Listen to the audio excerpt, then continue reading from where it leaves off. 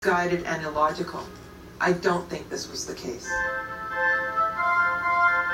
Now, when you come to the word nefer, sin means double. Nefer is harmony, so it's double harmony. It's not a name of a person, but it's the energy we get from this construction. Let's consider that the pyramid sites along the Band of Peace are sophisticated harmonic structures.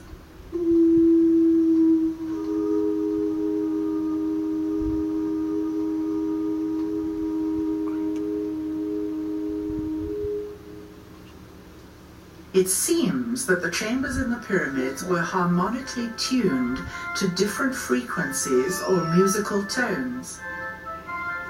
The big pyramid, it has two chambers for two different sounds. Each chamber in each pyramid, then, could be exemplifying sound technology with distinct tones, creating huge fields of harmonic resonance.